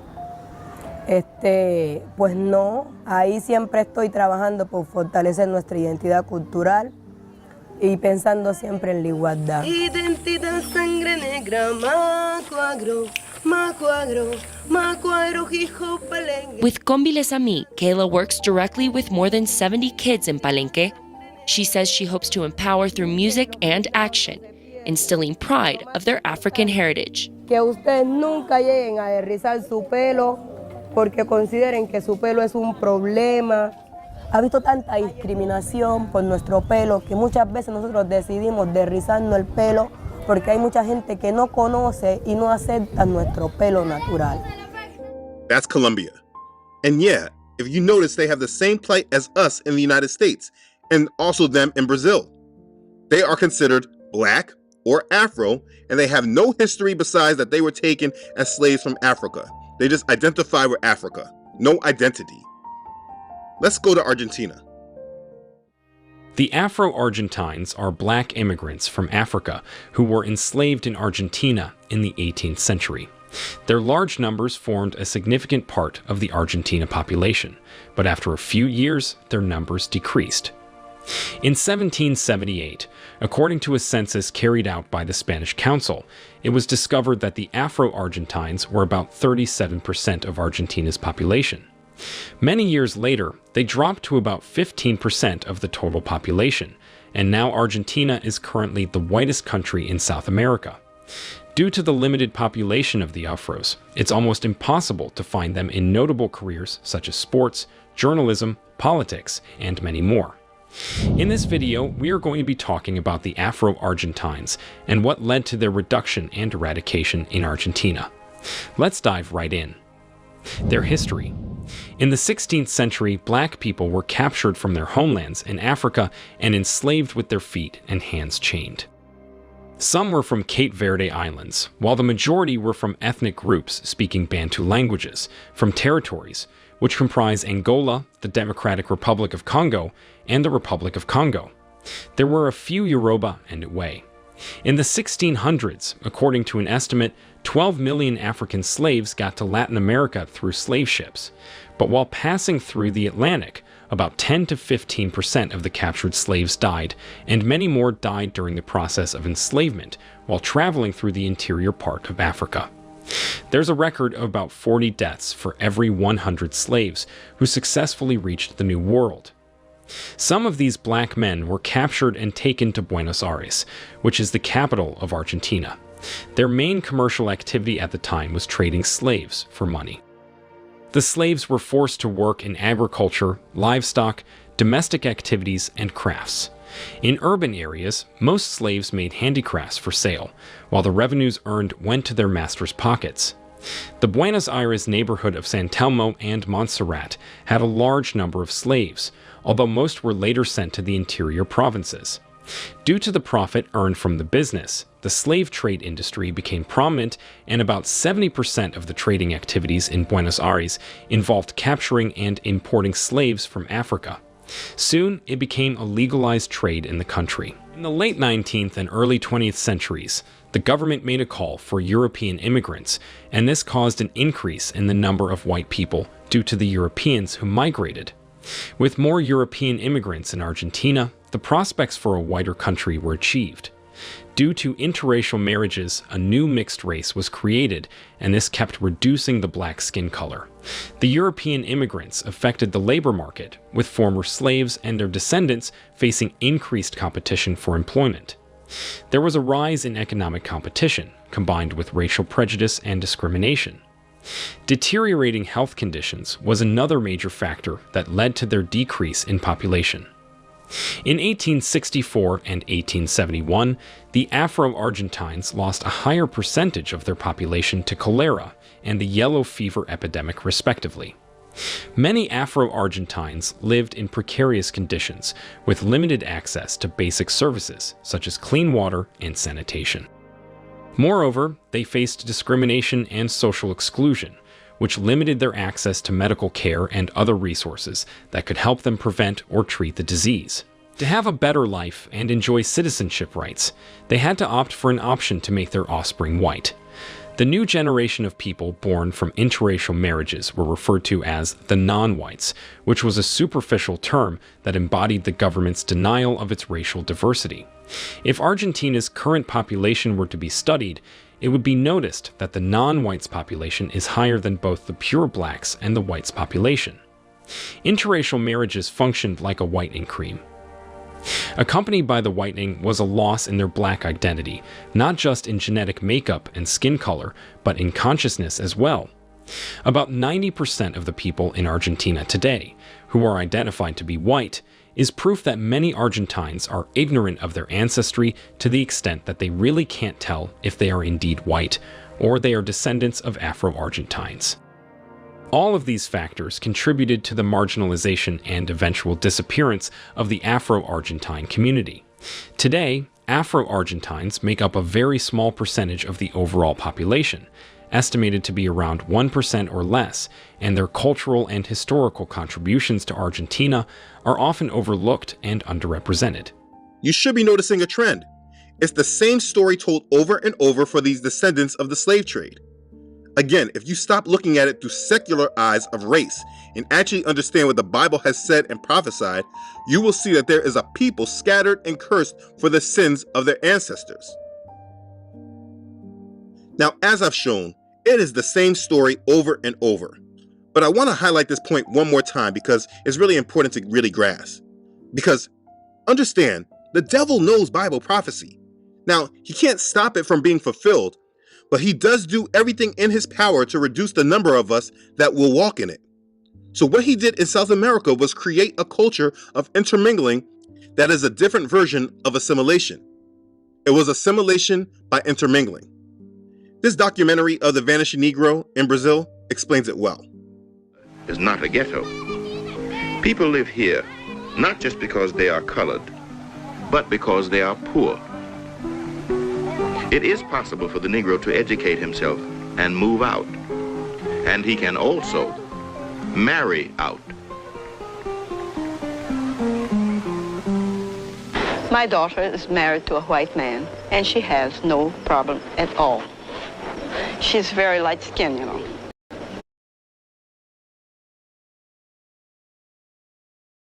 She's very light-skinned, you know. And of course, she has 3 children now, and they're almost white. Yes, I have Negro blood through my father. My great-grandfather was a mulatto. I looks like a white man. Nobody ever said to me that I'm a mulatto or I'm not a white man. And if I were a mulatto, perhaps I should not care about that. Why care? Rare now to find a Negro of the pure dark type in Brazil. It's possible to find it, but it's very difficult because race mixture has been, miscegenation has been in Brazil, as you know, a process very much generalized. And the result of this is that the different intermediate types of race mixture are numerous in Brazil, and the survivals of pure Negro types very scarce, very rare. We too in the United States have had miscegenation. One has but to take an objective view of the Negro in prominent positions in the leadership of the integration movement here in the United States to realize that many of these people are not by Brazilian standards Negro at all. We have a system, however, of reckoning racial identity which does not tolerate any intermediate status. Hence, we are faced here with a choice of being either Negro or white. From abroad cannot comprehend us. He finds a Negro race which is intermixing with the white, and a new race is emerging. At first, he thinks this is a subtle form of prejudice, because the Negro is disappearing. But then, it would also be a subtle form of prejudice against the white, because the white man, as such, is disappearing also. But even if the Negro vanishes eventually as a pure race in Brazil, his influence and his mark on us are deep. We are convinced we are taking the right path, and that racial democracy may really be Brazil's great contribution to a universal humanistic culture. A universal humanistic culture. Satan has been trying to wipe out Yah's chosen people. He is the author of confusion. But I don't want to get off track with that. I just want to highlight it. What I've shown you is just a small excerpt from South America. They're all scattered there. So let me make sure this is clear. What should be understood is that the people that were brought from Africa as slaves to South America, the same black Portuguese that Portugal sent down to Africa, were taken as slaves to South America, and they have been living through these curses. They are the same people going through our same plight. They are descendants from Israel and Judah. It is pure ignorance to believe that this was only about skin color, that it's only about race. I mean, really think about what are the odds that everyone just hates people with black or brown skin. I mean, most people that look at it like this are just leaving out the Bible entirely. Being hated because of your skin color really makes no sense when you have a biblical mindset. I mean, think about it. What are the odds and the chances that these people's lives align exactly with what our Father prophesied will be their plight of the Hebrews and the curses? Our curses are real. He says, moreover, all these curses shall come upon you and pursue and overtake you until you are destroyed, because you did not obey the voice of Yahweh your Elohim, to keep his commandments and his statutes which he commanded you. And they shall be upon you for a sign and a wonder, and on your descendants forever. That's Deuteronomy chapter 28, verses 45 through 46. And as I go through the evidence, this is what you're seeing with all these people scattered. But we have a lot more to discuss. So what we'll do is stop right here, and in the next part, we will deal with the Caribbean. So we'll move on to part C. Click the link to the next video, and let's talk some more. Be blessed. Hallelujah. Praise Yah. Evidence of the scattering. Part C. The Caribbean. Okay, so you should be coming over from Part B of Part 10 of this series. These videos are part of a docu-series and should be watched from the beginning in order if you're going to understand what is being presented. So please, if you have not watched parts 1 through 10B, please stop this video and start back from the beginning, video 1, and watch them consecutively for true context. Okay, so this is the third part of Part 10, which is labeled Part C, and we are dealing with the evidence of the scattering. In the first part, we dealt with the history in the United States, and in the second part, Part B, we dealt with South America. What we need to do right now is move to the next part of this side of the world and deal with the Caribbean. So let's look at the Caribbean. When you visit the Caribbean, you see islands filled with Hebrew descendants. They all look similar and have very distinct characteristics. One place I love to visit is the Bahamas. Now, I want to go back to Jamaica, but crime is bad there, and these people have lost themselves to American ideals and witchcraft from Haiti. So now they, as a whole, are a lost people. I truly pray for all my Jamaican kin, and for those of you who are there who live in the truth, please continue to endure, because trust, the Most High knows and He sees all of this. Now, the funny thing is that when you think about Jamaicans, they always knew who they were.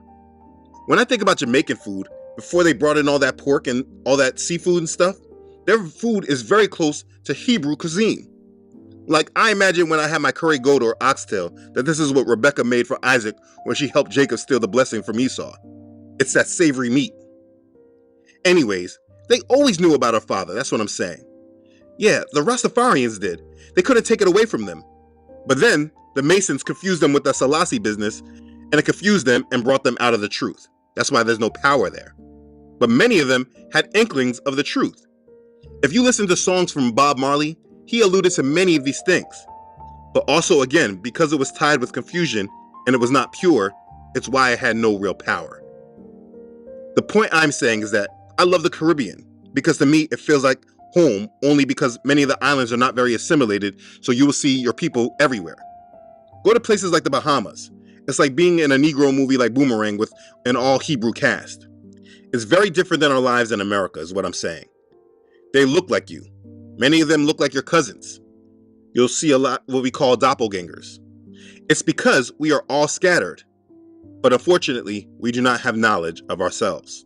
Barbados was ruthlessly colonized by the British Empire and became what's been described as the most systematically violent, brutal and racially inhumane society of modernity. Barbados had been under British control since the 1620s. On 14 May 1625, the first English ship docked there and claimed it for King James I. From 1627, English settlers began occupying the island, wiping away traces of its original inhabitants. Initially, white British indentured servants were used to toil on the plantations of tobacco, cotton, indigo and sugar, but in just a few decades, Barbados became England's first truly profitable slave society. Between 1627 and 1833, nearly 600,000 African slaves were made to work in its sugar plantations, making Barbados the sugarized jewel in the British Empire. Race politics in the Caribbean colonies was introduced by the whites, who placed themselves at the top, the blacks at the bottom, and mixed groups in between. More than 10 million Africans were shackled into the Atlantic slave trade by European nations between the 15th and 19th centuries. Those who survived the often brutal voyage ended up toiling on plantations where they were exploited and treated inhumanely for being from an inferior race.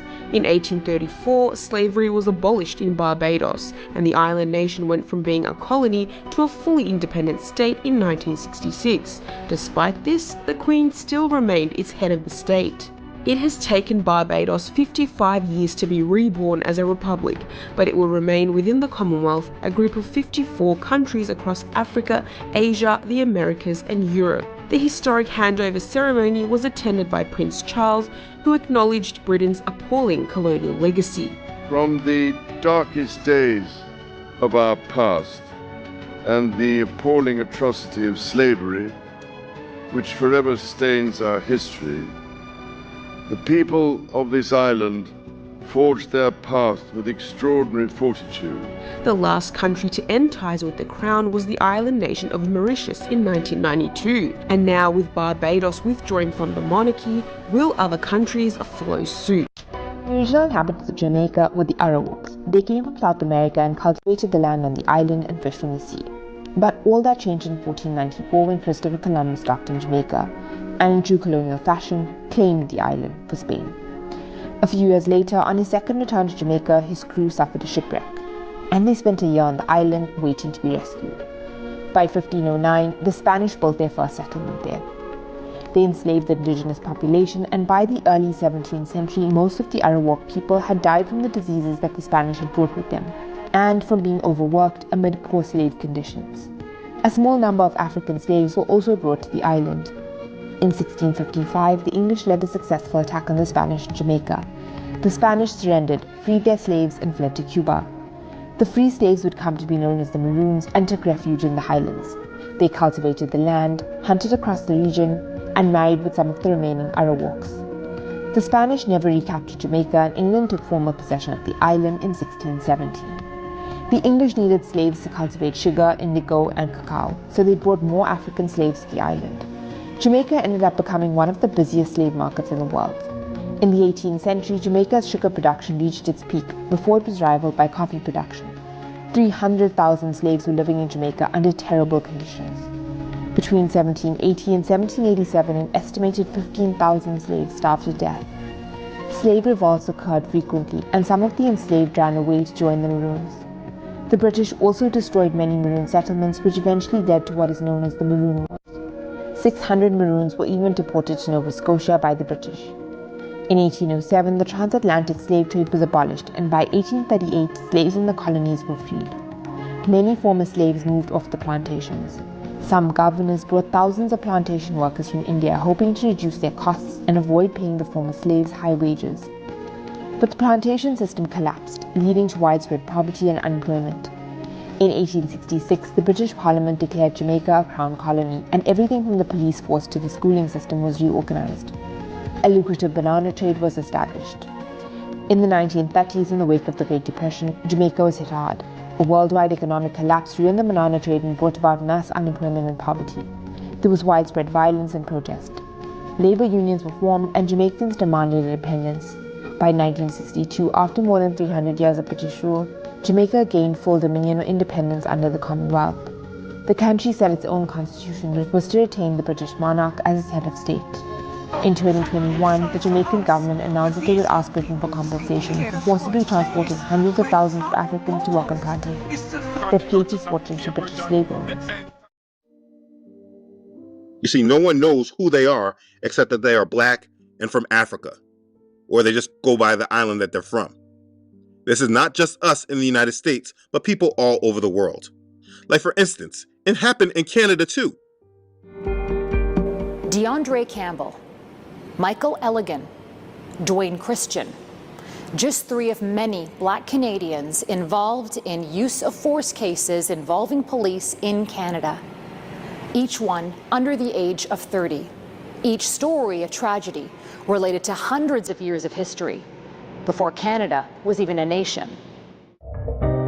In 1834, Canada became the terminus of the Underground Railroad, a secret network that helped bring some 30,000 enslaved men, women, and children from the United States to relative freedom. But freedom did not mean equality. Africville, on the outskirts of Halifax, was a black community dating back to 1848. For decades, the city of Halifax refused to provide residents clean drinking water. By 1970, the city had relocated all of Africville's residents. Some of them were moved in garbage trucks. The computer center riot has gained an almost mythical stature as a turning point for race relations in Canada. In 1969, students at what is now known as Concordia University in Montreal barricaded themselves in a computer room on campus to protest discrimination by a prof against 6 black students. Legacy of trauma lives on today. When video surfaced of Justin Trudeau in blackface in the 1990s, even the PM admitted he wasn't aware of how racist the act was. It was something that I didn't think was racist at the time, but now I recognize it was something racist to do, and I am deeply sorry. He didn't think it was racist at the time. Okay. Life is of little value in Rome, living in the shadow of the rich. He didn't think it was racist at the time. Okay. This is the plight of the Hebrews scattered around the world.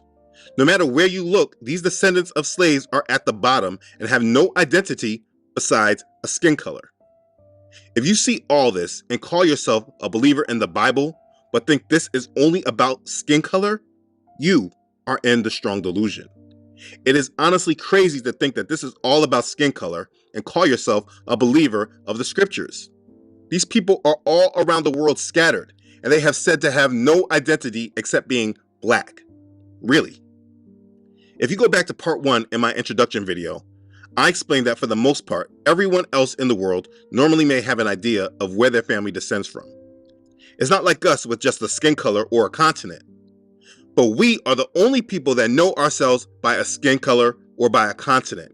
And it's bad enough that this is the reality for the people of the United States, but truly ask yourself, what are the odds that this is for all people scattered around the world that look like us, that descend from slavery? I showed you evidence of it in South America, but it's the same everywhere. I showed you what they look like in the Caribbean. But let me highlight a place not normally mentioned. I think one place that brings clarity to all of this is a place like Cuba. The racism there is exactly the same as we face all over the world, and they even brought it to South Florida. The Cubans in South Florida look at themselves more as being white. But there are Afro-Cubans with our same plight.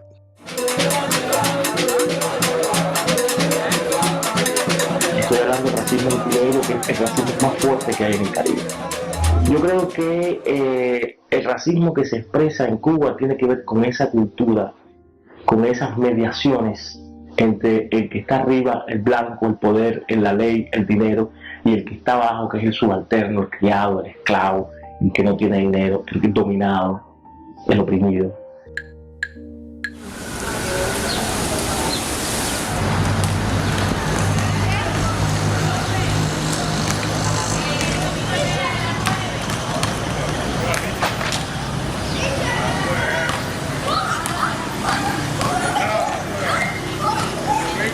Cuba is proud of its African heritage.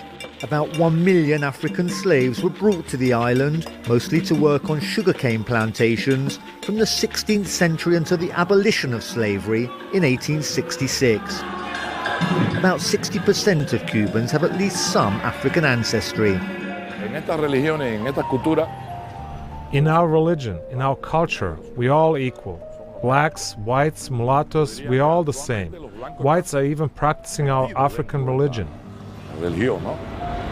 The official line written into the Constitution is that all Cubans, men and women, black and white, are equal. And there's no doubt that many Afro-Cubans have thrived in politics, the media and the arts. However, manual labour is still mostly done by black Cubans, while there are few Afro-Cuban managers in the burgeoning tourist industry or the new foreign-financed enterprises the government has enticed to the island. Campaigner Gisela Arandia says centuries of discrimination have left her people with low self-esteem. She says, though, that she's optimistic about their future. It's a social process that needs time and space. I feel this is not just a black person's fight. I feel it's society's fight. The fight for a group that's been denied its rights to be full citizens. More than 50 years after the triumph of the revolution, a revolution that promised equality for all, the wealthier neighbourhoods here are still predominantly white, while neighbourhoods such as this one are still predominantly Afro-Cuban. Fundamental change, it seems, can be a long time coming.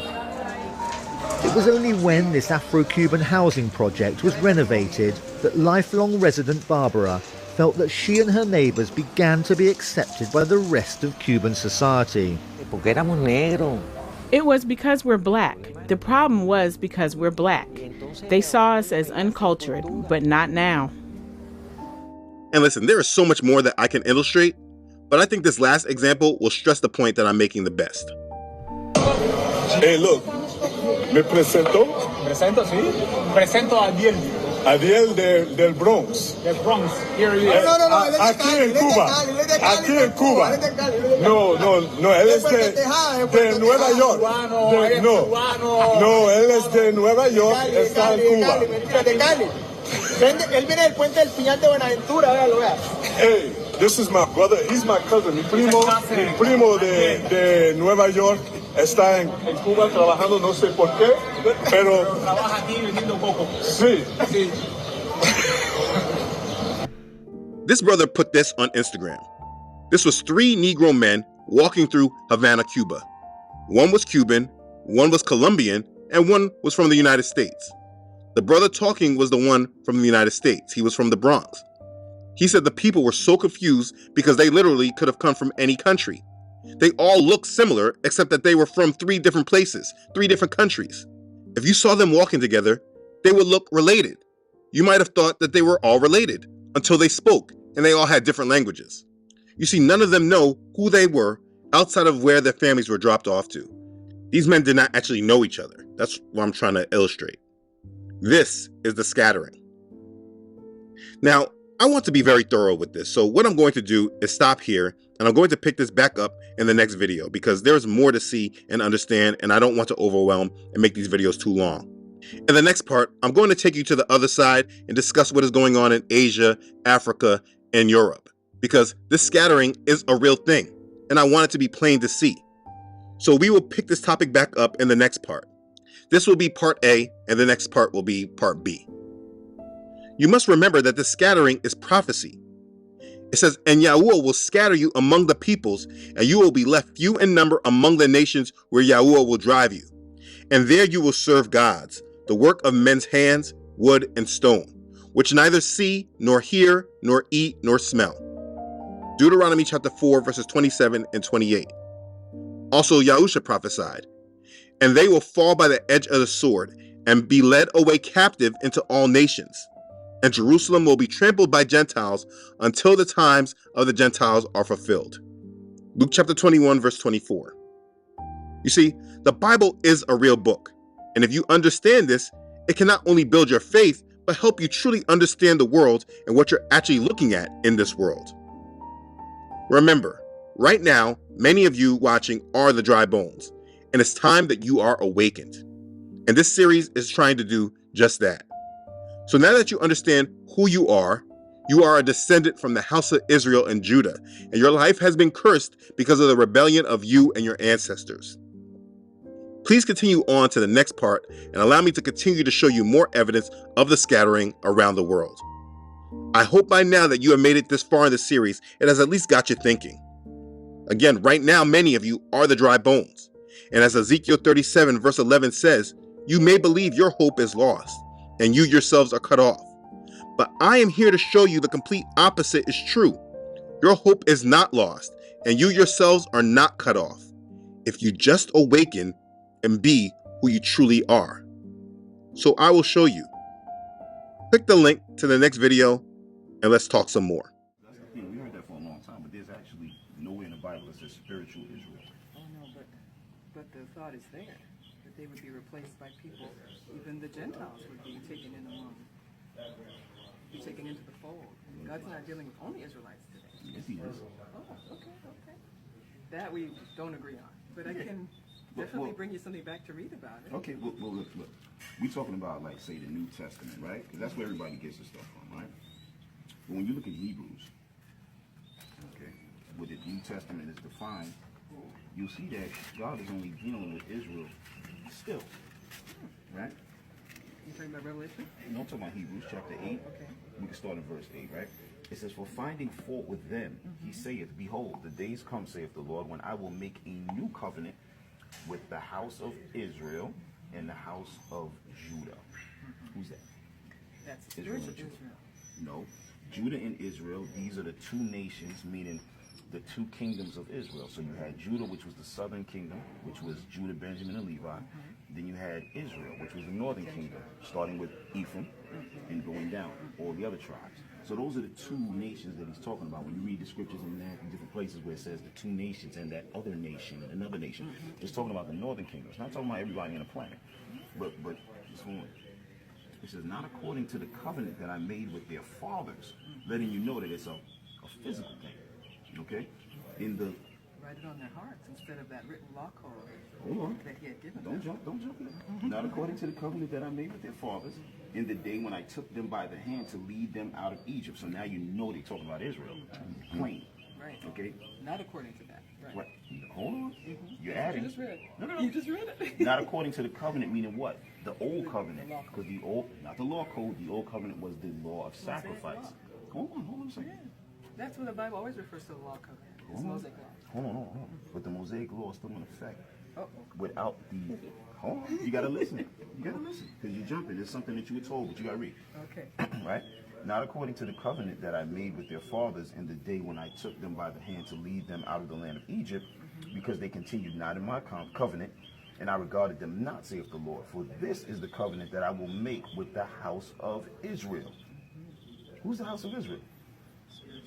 No, it doesn't say that.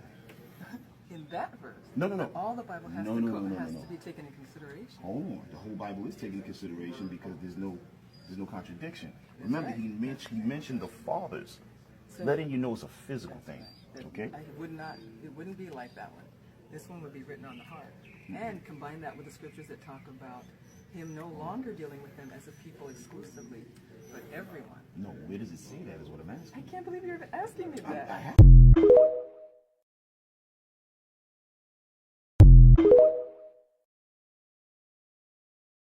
Jacob and Esau, the twin sons of Isaac and Rebekah, were in conflict before they were even born.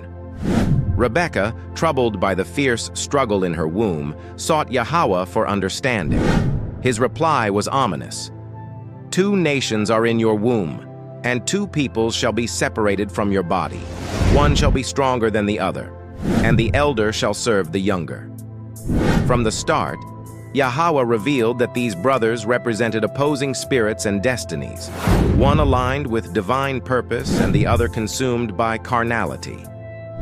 Esau, the firstborn, emerged red and hairy, a symbol of his wild and untamed nature. Jacob followed, grasping Esau's heel, a sign of his persistent striving for the blessings Yahweh had ordained for him. Esau grew into a rugged hunter, a man of the field, but also reckless, impulsive, and driven by his fleshly desires. Jacob, on the other hand, was quiet, introspective, and spiritually inclined. Isaac loved Esau for his strength and hunting prowess, while Rebekah loved Jacob for his depth and connection to Yahweh's promises. The pivotal moment came on a day that exposed Esau's carelessness and lack of spiritual discernment. After a hunt, Esau returned home famished, his hunger blinding him to the sacredness of what he possessed. Jacob had prepared a pot of lentil stew. As the aroma filled the air, Esau demanded, "Give me some of that red stew, for I am starving."